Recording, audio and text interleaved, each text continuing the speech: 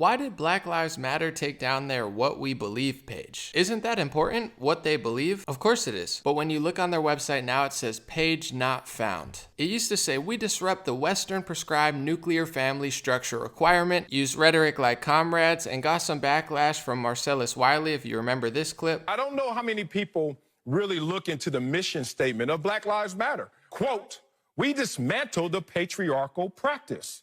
We disrupt the Western prescribed nuclear family structure requirement. So why did they delete it? We'll get into that in a little bit. I read the Communist Manifesto, and straight out of it, abolition of the family. Even the most radical flare up at this infamous proposal of the communists, which Karl Marx then explained why he wanted to destroy the nuclear family, just like Black Lives Matter. Maybe even more radical out of the book, it said, in this sense, the theory of the communists may be summed up in the single sentence, abolition of private property. So when you see them destroying private property, it's not a coincidence. They don't think you have property. They want to take away all private property and put it into the hands of the state. They clearly state that abolition of property and land, confiscation of the property of all immigrants and rebels, centralization of credit in the hands of the state, a national bank, centralization of the means of communication and transport into the hands of the state. They want total control, and they don't care how they get it. We mustn't kid ourselves into thinking that the communists have placed their agitators only into the black communities. They're working both sides of the street.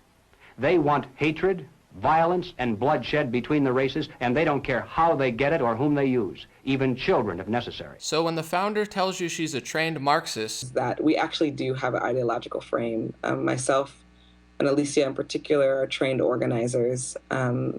We are trained Marxists. We are super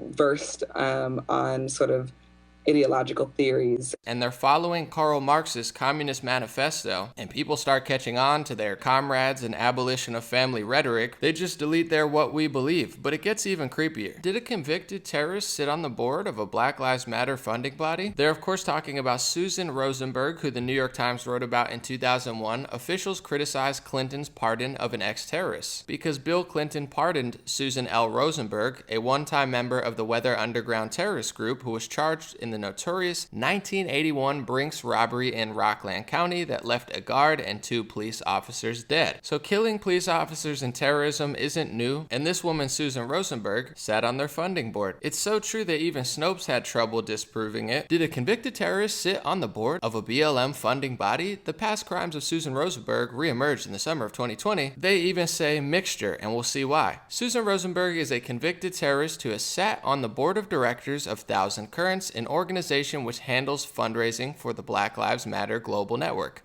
What's true? Susan Rosenberg has served as vice chair of the board of directors for Thousand Currents, an organization that provides fundraising and fiscal sponsorship for the Black Lives Matter global movement. She was an active member of the revolutionary left-wing movements whose illegal activities included bombing U.S. government buildings and committing armed robberies. What's undetermined? Well, you know, they were just covering for her on Snopes and saying, in the absence of a single universally agreed definition of terrorism, it's a matter of subjective determination as to whether the actions for which Rosenberg was convicted and imprisoned, possession of weapons and hundreds of pounds of explosives, should be described as acts of domestic terrorism. You'll see Snopes is more of a Democratic Party / left-wing cover-up PR team than they are an unbiased fact-checker. They twist everything that they possibly can to make the left-wing look like complete angels, to the point where even New York Times in 2001 was more to the point than they are. So they're trained Marxists who deleted their What We Believe because they don't want people to actually know what they believe, because people will figure out it's Marxist and communist rhetoric, working with a convicted terrorist and trained Marxists. Well, who are they trained by? Some reports suggest it was Eric Mann, former agitator of the Weather Underground domestic terror organization, and spent years absorbing the Marxist-Leninist ideology. But don't listen to New York Post or me. Just listen to Eric Mann, in his own words, explain exactly what he believes and what he thinks. That's what you teach at the Strategy Center. How did you get started? Well, I come out of a Jewish, socialist, somewhat anti-communist tradition. Not me, but that's what I come out of. Very strong anti-fascist. It's a joke, but I say that the fascist bastards were the first words that came out of my mouth, because that's all I kept hearing about fascists and Jews and genocide. And I'm very proud of my parents for not, at 5 years old, I was thinking about people starving in Europe. Yeah. I didn't know what Europe was. And there's a world made up of goyim who attack us and put us in concentration camps, and we got to fight them. That was the main point. My mom said, stand up to those anti-Semites. Don't let them push us around. So then when I met the black movement, I said, oh, I thought Jews were assertive. Wait till I saw this is the ultimate assertion, the ultimate anger, and what I didn't get before was a revolutionary theory of change. So he just said there's a world made of goyim, and we have to fight them. And there's a world made up of goyim who attack us and put us in concentration camps, and we got to fight them. That was the main point. My mom said, stand up to those anti-Semites. Don't let them push us around. If you don't know what goyim means, it's a Jewish word that means non-Jew. So he's very ethnocentric, and he sees every non-Jew as some sort of threat. Imagine if anybody else said that, their ethnicity, their parents told them, look at every other ethnicity as a threat, because they're all trying to attack you. Of course they would call you racist, but this isn't an equal playing field. There's double standards everywhere. And the reason I tell people this stuff, and everybody thinks everything's anti-Semitic, oh my God, anomaly, don't say that. I wasn't raised ethnocentric, but a lot of people were. There's an entire word that means not us. And he just said he was raised to say there's a world made of them trying to put us in camps and we have to fight them. So in order to understand who certain people are and what they believe, you do have to understand, even though you might not be ethnocentric and your world doesn't revolve around your ethnicity, there's a lot of people who do, and hundreds, if not thousands, if not tens of thousands of special interest groups that censor the First Amendment in our country, pressure tech organizations to censor more speech, and do it on behalf of their ethnicity alone. So let's continue hearing how he feels. So then when I met the black movement, I said, oh, I thought Jews were assertive. Wait till I saw this is the ultimate assertion, the ultimate anger.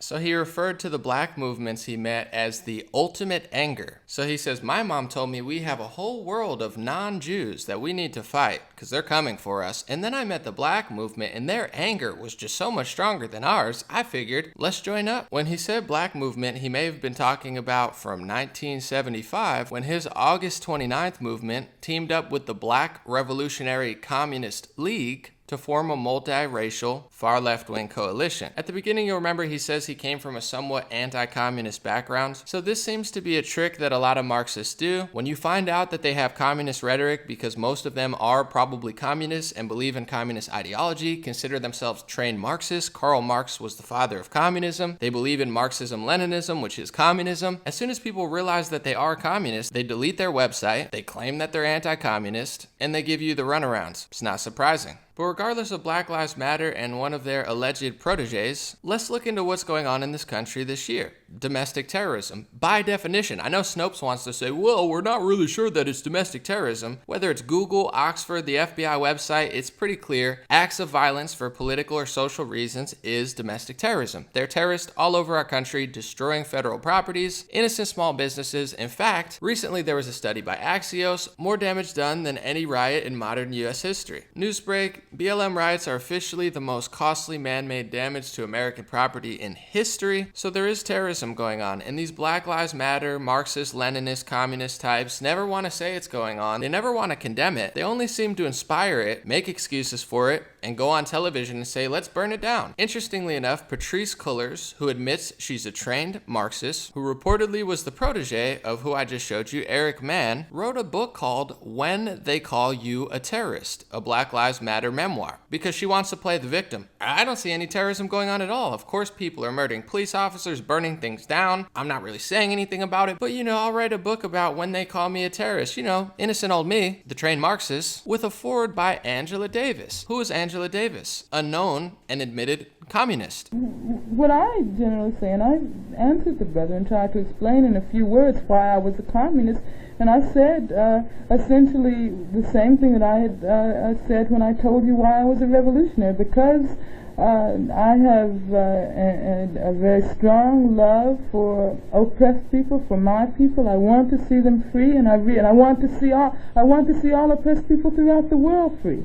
And I realize that the only way that we can do this is by moving towards revolutionary society. So these people will do anything, delete their website, do the runaround, tell you they're anti-communist or they're secretly progressive and revolutionary and it's totally different, but behind closed door, they're communists. They believe in communism, they have forwards by communists. Their agenda looks eerily similar to Karl Marx's Communist Manifesto, which has led to millions of people dead, which is not surprising when you look at how they operate, surrounding themselves by domestic terrorists, making excuses for domestic terrorists, and although they act like they're for the worker, I hate to break it to Patrice and these women at Black Lives Matter, but you're being used. Karl Marx was a con artist. He didn't believe in working people. He was similar to Eric Mann, saying, oh, look at those angry black people. We sure could use them for our agenda and our personal means. If you don't believe me, once again, Karl Marx wanted to centralize all the means of communication and transport and have a central bank and confiscation of property. Does that sound like workers' rights to you? Someone seizing all the means of the money, transport, and communication? No, that's total control. So when they say, well, communism's never worked properly. No, it's worked exactly how it was designed. It's not this movement for the people. Karl Marx duped you. And that was written about by Manning Johnson, a black Communist Party member who did what Angela Davis did and these women did decades before. And after he left the Communist Party, he spilled the beans about what they were really doing, how they were using black people, like I just said, to achieve a wicked agenda of control and power. And in some cases, like Eric Mann explains, a personal ethnic-based vendetta. I want to show you this out of Color, Communism, and Common Sense. They were trying to subvert black churches even then. They said created doubt, lack of confidence, suspicion, setting up situations that bring about racial bitterness, violence, and conflict, putting forth demands so unrealistic that race relations are worsened, attacking everybody in disagreement as reactionaries, fascists, Ku Kluxers among whites, and Uncle Toms among blacks. This is the same thing they do today, and they always did it back then as well. Everybody who disagrees with me is KKK or a fascist, bringing about racial demands that are so insane that they're only going to make racial tensions worse. Sound familiar? Black Lives Matter. That's what they're doing by design. They're trained Marxists, guys. These are not just random people. They delete the who we are on their website because most people don't care who they are. LeBron James, these sports players, NBA, major sports league, they just hear Black Lives Matter and they think, oh, we're helping people, so we have to do this, even though they're being puppeted